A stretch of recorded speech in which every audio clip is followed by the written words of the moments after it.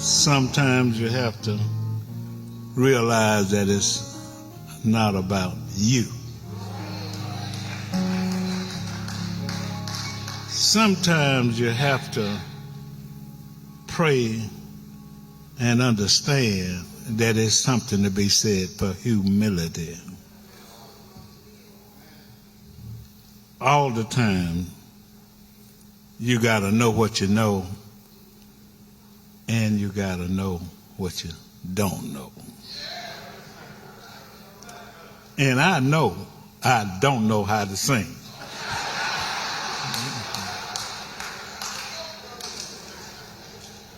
Reverend Stanley, men of this great church, family, friends, visitors, and everybody else. When Chief Riggins called me, he asked me to do this speech, and I said I would. And, this is, the Union Baptist Church. So I decided that I would try to be preacher. So I had some people to kind of help me develop something preacher. And I got help from this end, Dr. Murphy. I got help, from my wife, and that's another story I'll tell you in a minute. But the oil didn't flow.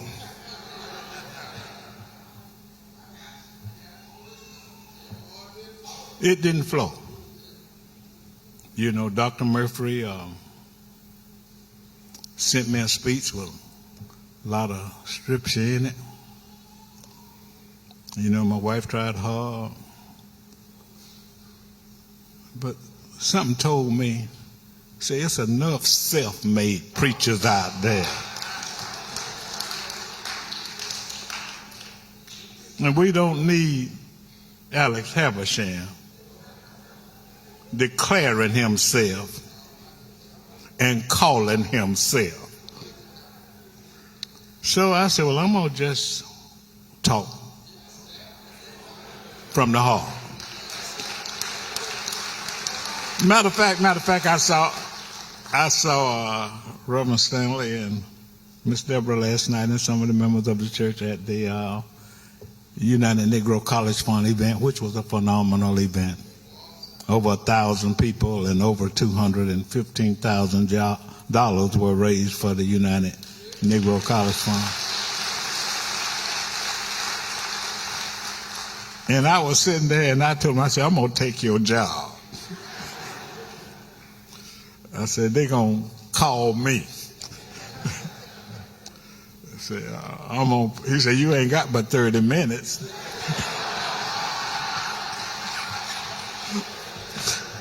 I said, I'm going to take an hour. 4 o'clock, you'll be unemployed. He said, your wife going to tell you to sit down. I said, she in New York, so that. And she is. She planned a trip. She planned a trip for me and her. But she didn't look at you know how wives do sometimes. And she had that trip planned, and I had told Chief Riggins, I said, I'll be glad to do that. And now I know it says a friendly church with a friendly pastor, and that may be true, but it didn't say a friendly church with a friendly deacon. So I was not going to stand him up. So I'm here. And she is very, very supportive of that. And lest I forget, I want to congratulate these men. The presence, the look,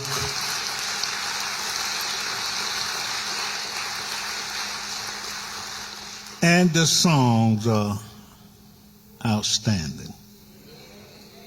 And I really appreciate them. I really enjoyed it, and that helped to generate that sweet spirit that she talked about. Now, Chief Riggins gave me a theme, and that's why I was trying to be preacher, but, I can't be no self-made preacher. You just don't play with that. You don't play with that, and we got enough of them. We do. We got enough of them self-made, so I'm not attempting to be one. And I want to tell you a little story. I got a friend who smoked cigarettes. And he came up to me and said, "Can I take my time? Can I take my time, Doc?"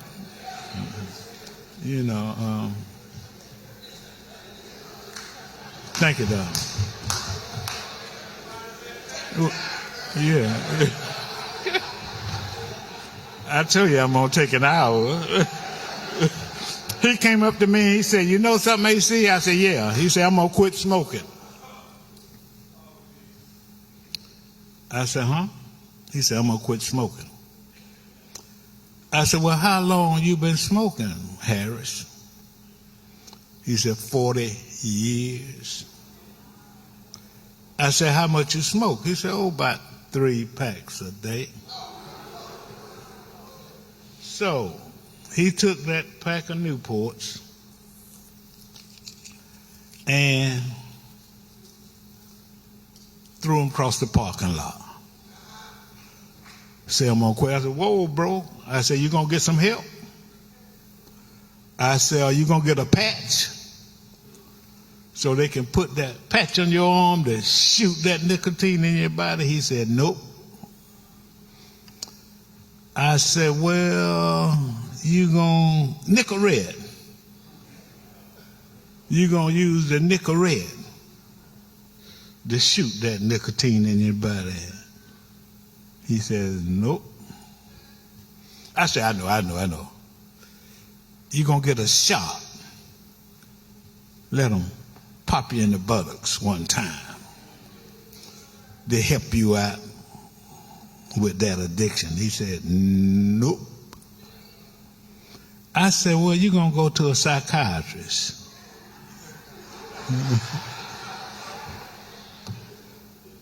And let that psychiatrist hypnotize you. He says, "Nope." I said, "Now you know that nicotine is a phenomenal addiction." I said, "Some people fire one up before they brush their teeth in the morning."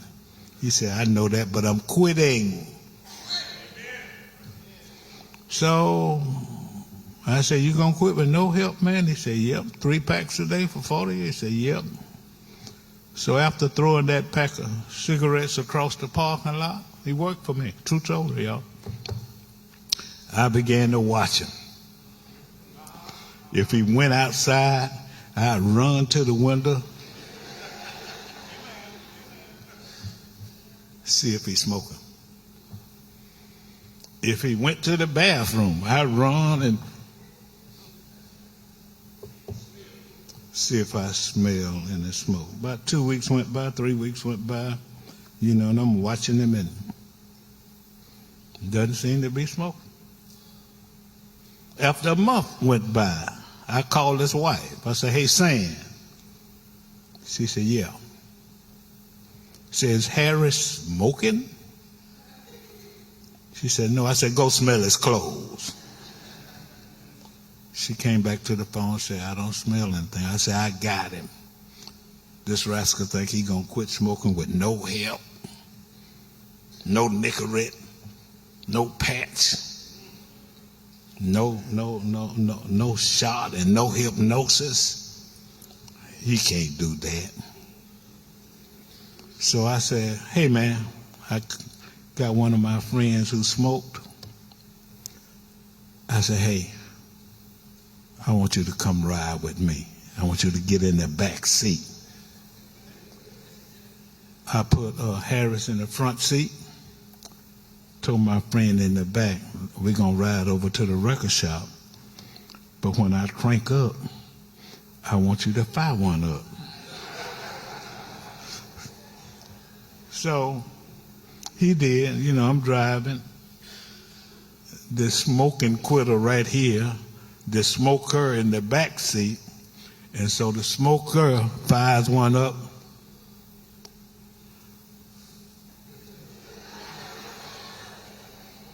Blowing that smoke up in the front.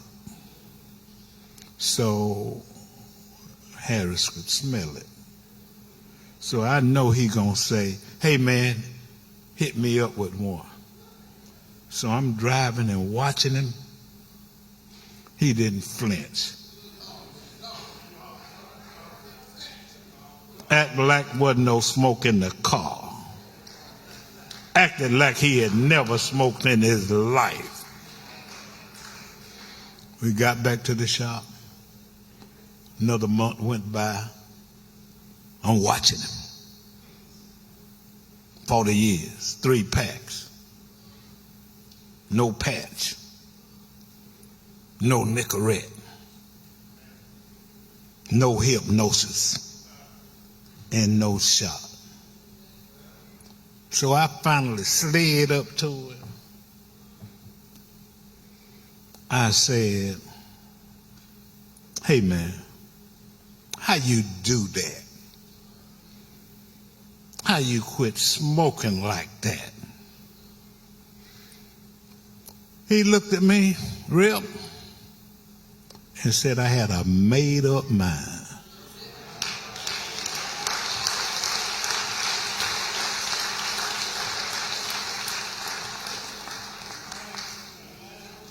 And I thought that I would kind of interject that into the theme that Brother Riggins gave me. Better is possible when you trust in the Lord.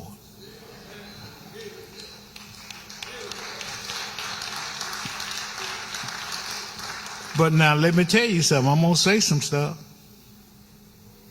And I want you to understand that we got emphasis on the word better. You know, so things can be good, but when you improve good, you make it better. So I began to think about it, you know, and tried to be preacher, and it didn't flow. It didn't flow. And I just want to acknowledge the friendly pastor before I go any further. And I'm feeling the friendly church.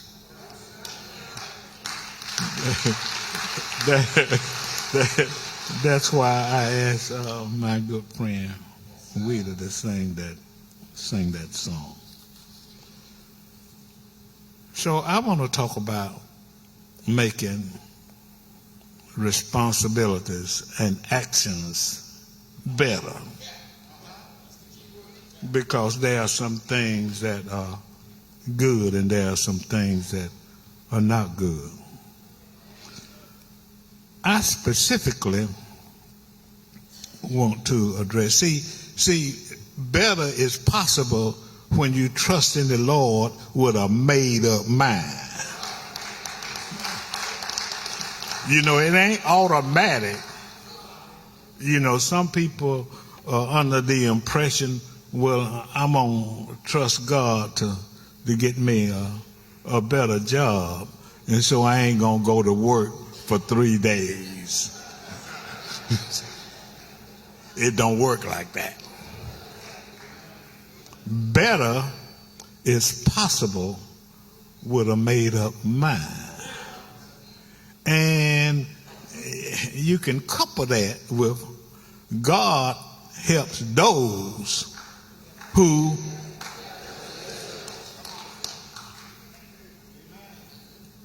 so that's what flowed, Doc.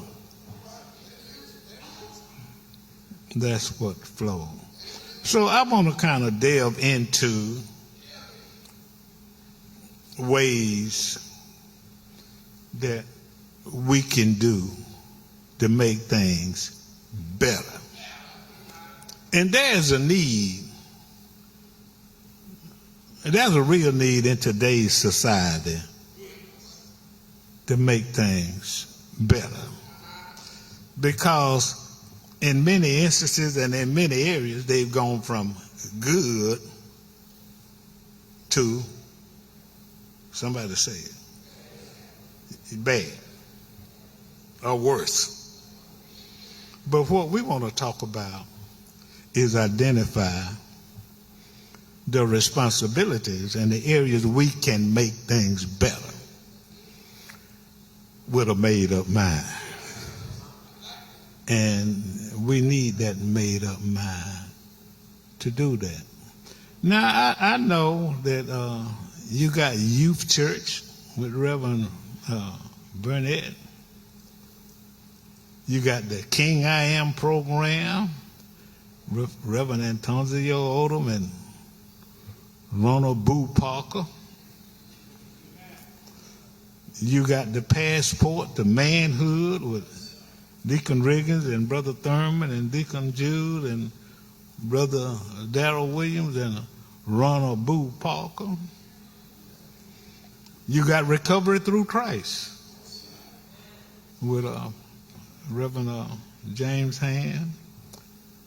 And then you got Church Enrichment School. You know, so those are good.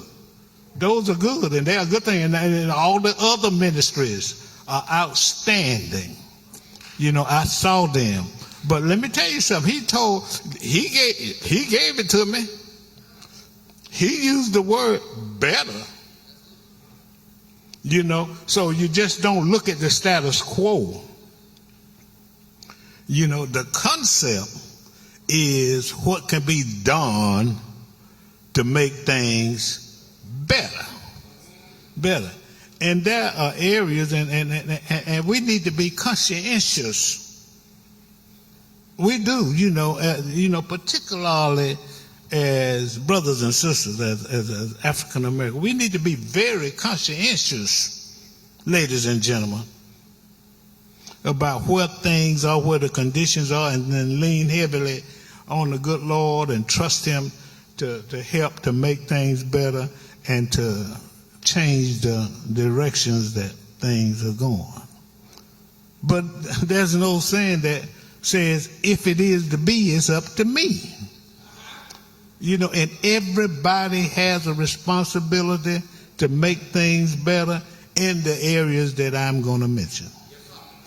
These men, we have a responsibility to make things better in dozens of areas. Now, better is possible when you trust in the Lord with a made-up mind. So that's what I'm going to delve, not for an hour, but I'm going to kind of delve into that. Okay, let's talk about making things better spiritually.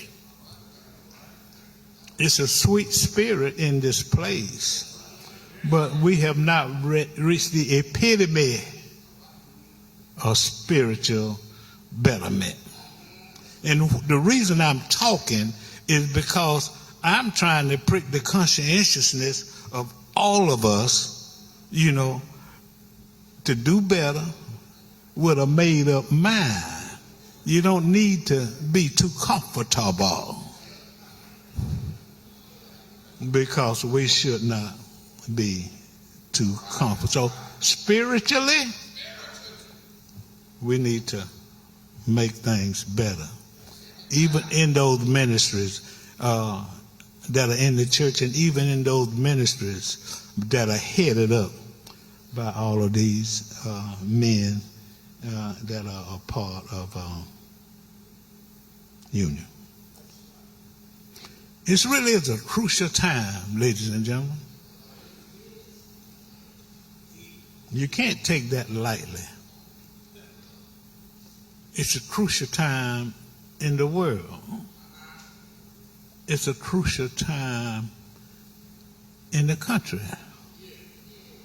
It's a crucial time in our neighborhoods. It's a crucial time in our families. And it's a crucial time in our community. But what's synonymous with better is improvement. And they can be improved. Let's start with community. Everybody, I'm going to tell another story, Doc. Okay? I grew up in Tyndall Heights.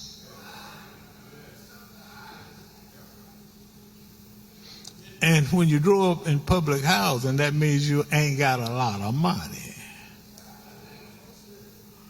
And in many instances, you didn't have a car.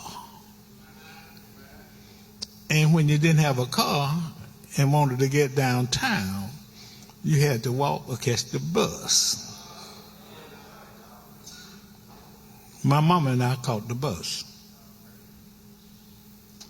And we sat about halfway the bus.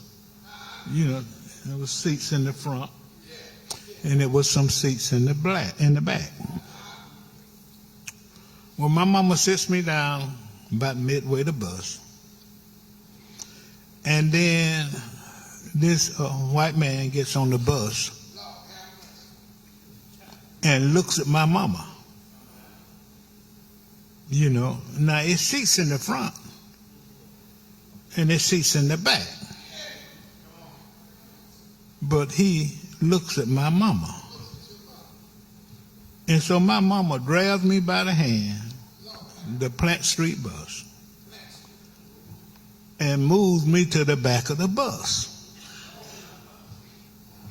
And I never will forget the strain on my mama's face, because I'm looking at her for an explanation. And, it's, I didn't say this to her, but I said, it's seats up there. Why we got to move? Well, we had to move because of the way that things were at the time. Back of the bus. That's real. And it happened. But because some people thought it would not be robbery to do things in our community to improve the community, now I sit wherever I want to in the bus. But it didn't just happen. That's what I'm trying to say. That didn't just, poof. That didn't just happen. That happened because some conscientious and responsible people saw the ills and the wrongs in that scenario, and they decided to do something about it. That's involvement. And everybody, let's not get too comfortable. And everybody can play a role in improving the community.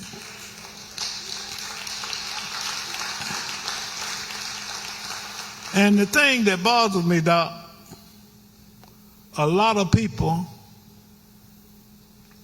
reaping the benefits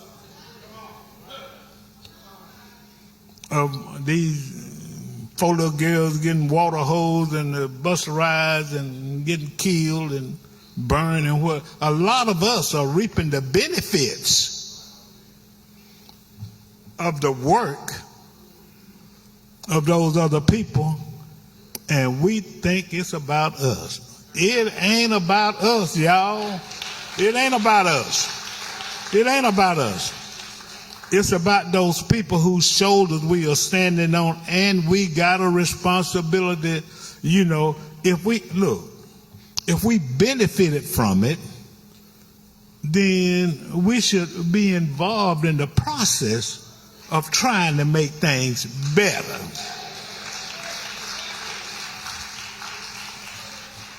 Doc, it burns me up to see people, you know, who've done well, because Dr. King left his 4 or 5, however many children he had, you know, and went to Alabama and other places to make things better for us. But he didn't do it for us just to get a good job, you know, and think we are all that, and that we are the reason why we got that good job. What he did, well, the reason he did it, that's what flowed, Doc. That's where I got to go. Dr. King's intention was for us to do better, but to reach back and bring somebody with you. And that's what's, look, that's what wrong with the community. Better is possible when you trust in the Lord with a made-up mind. God helps those who help themselves. But then you got you got too many people who think it's about them. You know, who do not even acknowledge that they are able to make that money and drive that car and live over there and tired because we're standing on somebody's back. And it's our responsibility to give back. You know, and then as I run through these areas, then I want us to think about what we can do to make things better. And we started with the community. There are things you can do in the community. There are things we can do in the community. But everybody ought to be engaged in making our community. You can do something. Let's not get too comfortable in our community, because it needs a lot of work. Our community needs a lot of work. Our young people, our youth,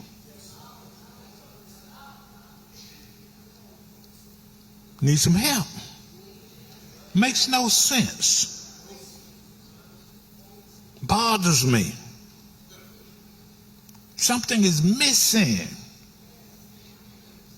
You know, and then, you know, we can delve into that by agreeing to be a part of their lives. I know you got a youth ministry and it's doing a good job, but we need to make it.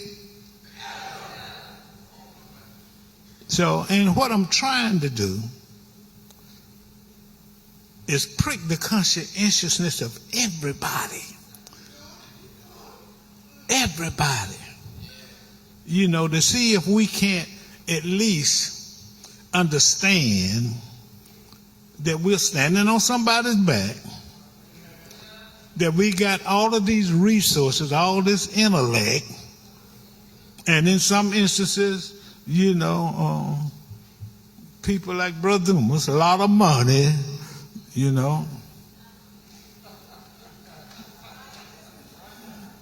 And then we ought to do a better job with it. And so the end result, hopefully, is going to be, when I finish, somebody going to say, what can I do? Everybody can do something. Everybody can do something. What can I do? Let's not, look. I can't stand ego tripping. People who got too much respect for their own intelligence.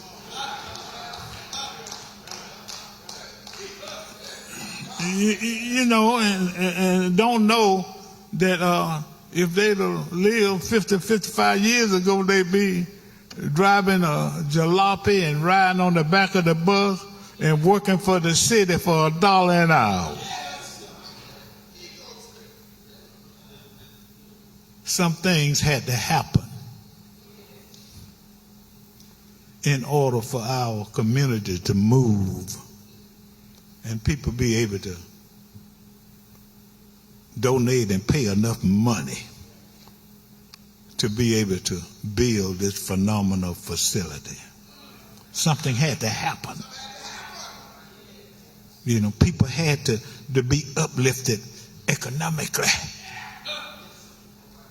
You know, but it ain't about you. And it ain't necessarily because of you. It's because of the good Lord and somebody else's desire to make it better. We can make it better economically. We can uplift our entire community. I'm going to call a spade and a shovel a shovel. Black folks in Central Georgia spend $3.5 billion a year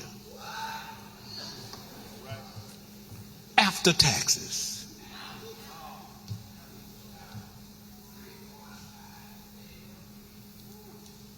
In Central Georgia. Now,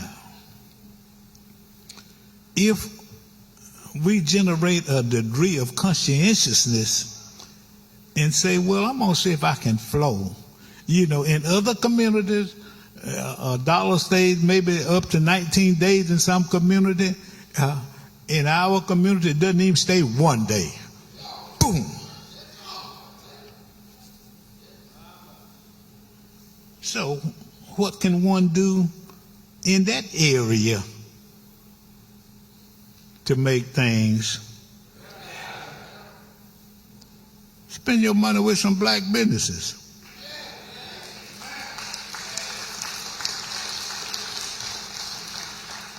You know, I mean, it breaks my heart, you know, to go to, and we got to do more in that area, but I'll talk about it in a minute. You go to some of these convenience stores and ask them to donate $1 to Union Baptist, and they getting filthy rich off of our money. They look at you like you crazy. Donate $1. If you go to buy something, they got the glass there. If you buy a pack of chewing gum or something behind the counter, they'll lay it on the other side of the glass before they push it over to you, and they don't push it over to you till they get the money. Which means they trust our dollars, but they don't trust us.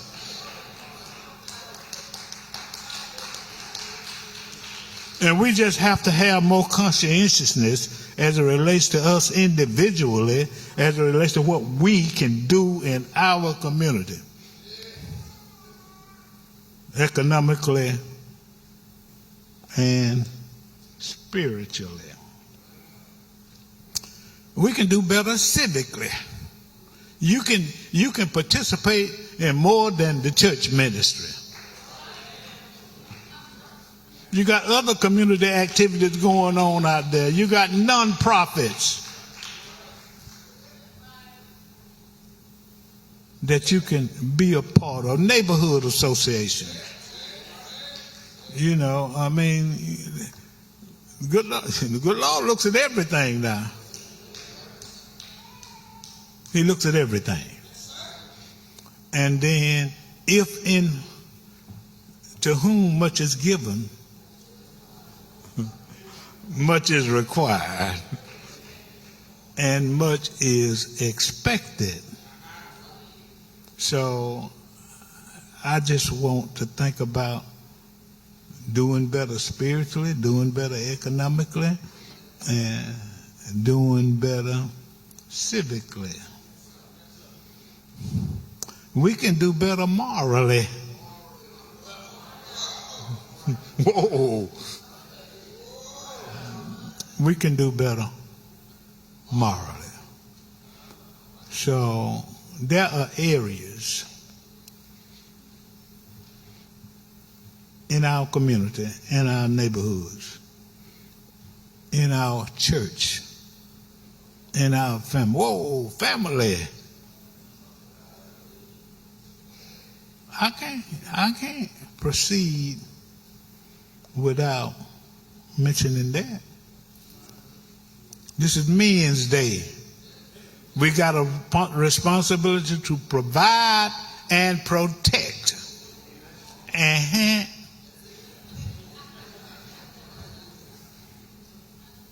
So we can do better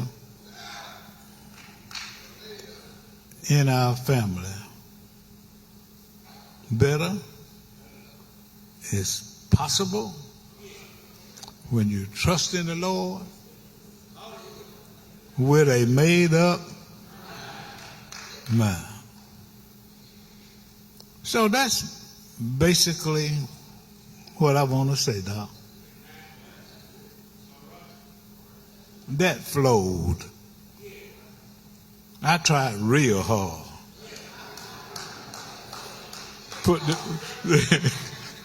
Put them scriptures in, and John 3:16 and Ephesians.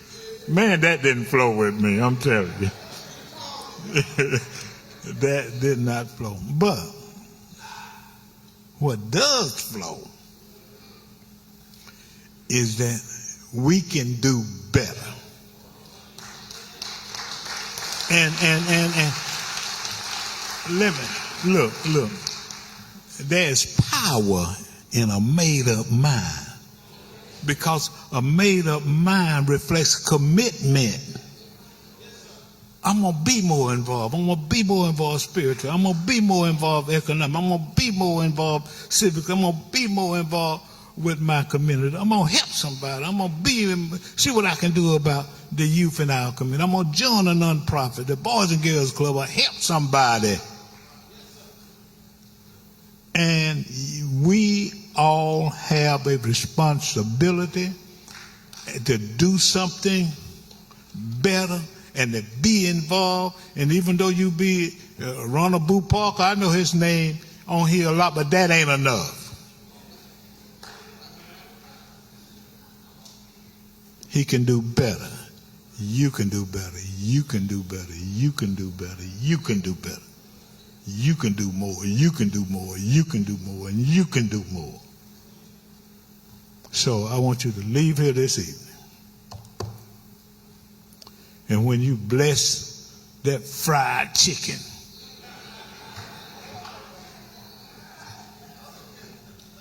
and say, bless the food we're about to receive and help me to make a commitment to do better by my family, by my community, by my church, by my spirituality, and any other way that I can utilize the talent that you gave me, oh God.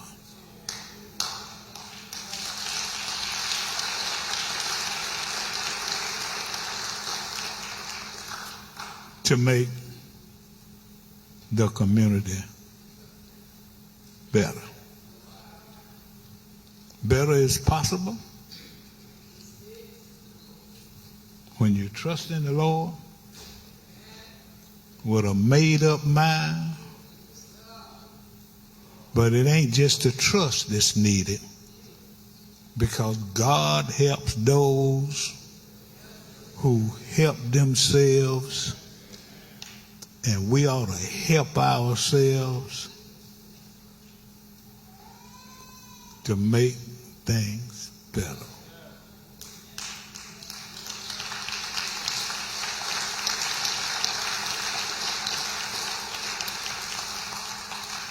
Better is possible when you trust in the Lord with a made-up mind.